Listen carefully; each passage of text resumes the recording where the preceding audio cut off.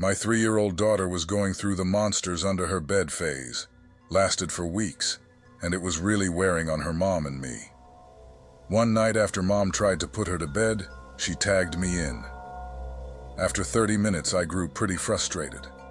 In a last-ditch attempt, I promised my daughter that there weren't any monster under her bed. She replied, "I know.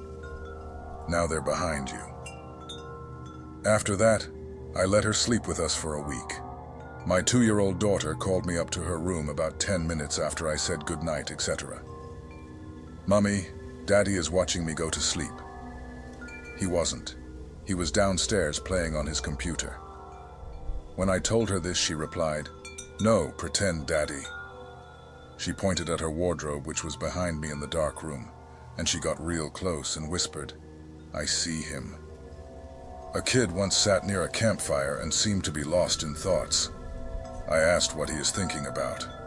This 6-year-old said, "I wish I was high up in space and the whole world was on fire. That would be beautiful." My eldest son, when he was about 4, used to tell me that when he couldn't sleep, an old man would come and sit with him and tell him stories. Not every night, but once or twice a week this would happen for almost a few months.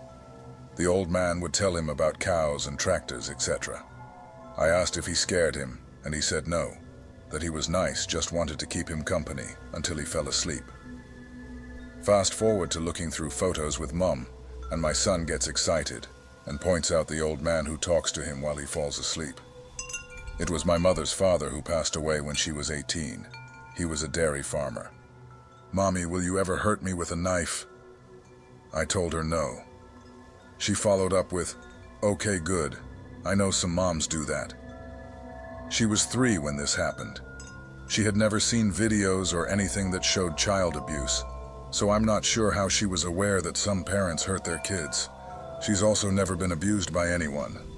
I have a cat door in my basement door for access to the litter box. My 4-year-old had a flashlight and was shining it down the hole one day. All of a sudden he ran into the living room, face and eyes wide, and said a man with pink skin was climbing up the basement steps towards him.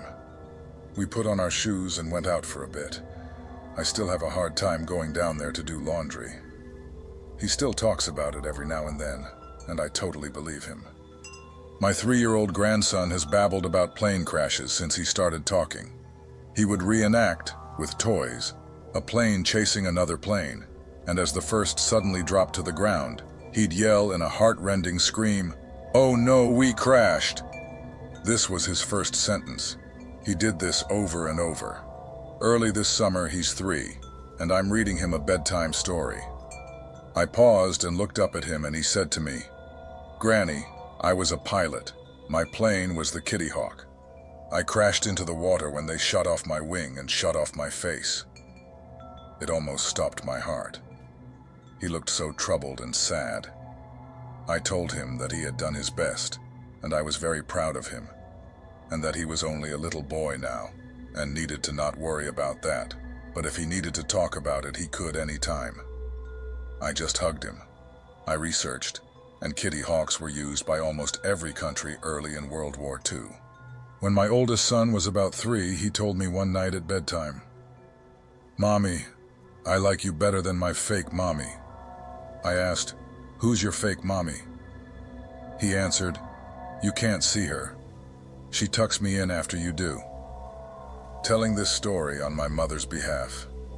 Ever since I was little, I've been a sleepwalker. I don't know when it started or why. All I know is that my mom was the one that would find me walking about and send me back to bed when I was living with her. Apparently one night, I have no memory of the event my mom told me the next morning. I got up, walked into the doorway of my parents' room, and just stood there, head down, while softly muttering something under my breath. Mom tells me she woke up and nearly had a heart attack. As she got up to help me back upstairs, I slowly turned around and walked myself back to bed. Mom's locked her door ever since. When my cousin's son was just learning to talk in full sentences, he would occasionally stare just to the side of her head and with brows knitted ask, "Mommy, who's that man whispering in your ear?" As soon as we moved into our home, our 2-year-old got an imaginary friend named Luby, or Luby, not sure which. She never names any of her other toys. Her big stuffed dog is Big Dog. Her little stuffed dog is Little Dog. Her baby dolls are all Baby, etc. This made the fact that her imaginary friend has a name somewhat odd. As far as I know, she's never heard that name before. Well, we've been in this house for 2 years now, and it's been creepy as hell. It's a 2-story house with a full basement. Only myself, my wife, and daughter live here. Creepy noises and shit always seem to happen in the middle of the night when everyone is asleep, but me. I've been waking up in the middle of the night more than ever before. Figured it was just me getting old and needing to use the restroom in the middle of the night or something. Then, a few weeks ago, the first real scary shit finally happened. My 4-year-old sleeps in her bed downstairs. Wife and I sleep upstairs. My wife is sleeping next to me on the couch. My daughter is sleeping down the hall. I'm playing video games, and it's late on the weekend. I heard a door close and latch shut right by my daughter's room, but there was no open door.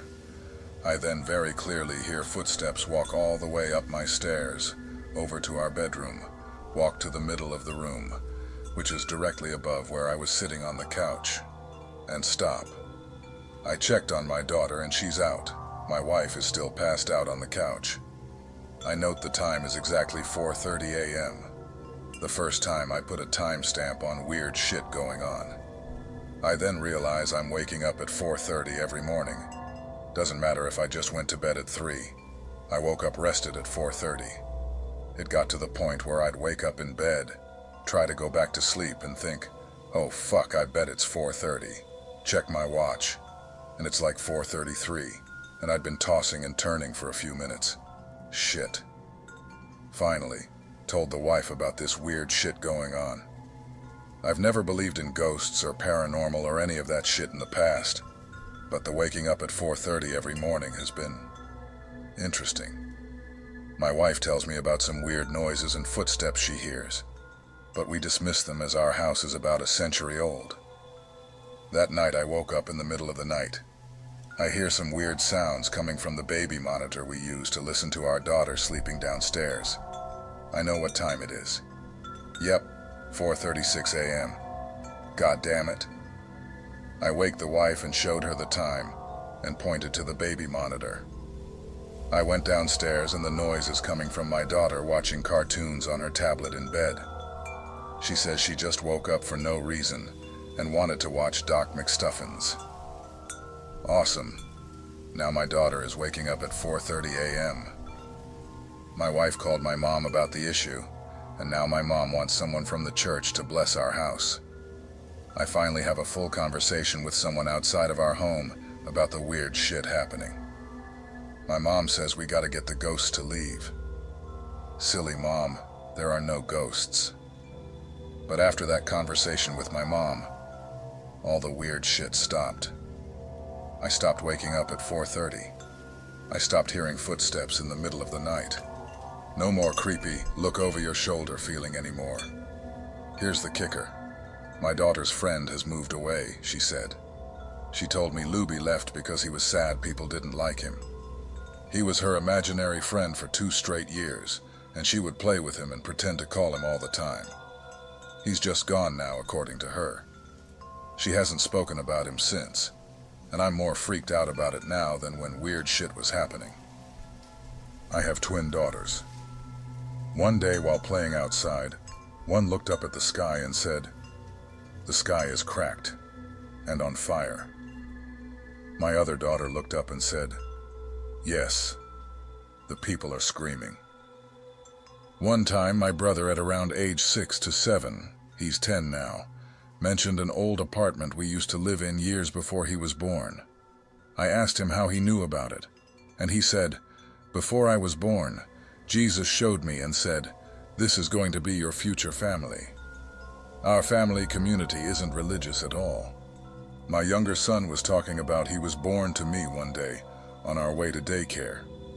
I asked him what happened before he was born to me, and he told me this creepy story of how he was a little boy named Jason who who lived in California. His parents stabbed him, he died, and then he became my baby. My son was about 3 when he told me the story. If you're craving more spine-chilling tales, join us for more haunting mysteries and horror stories. Don't forget to hit that subscribe button and turn on the notifications.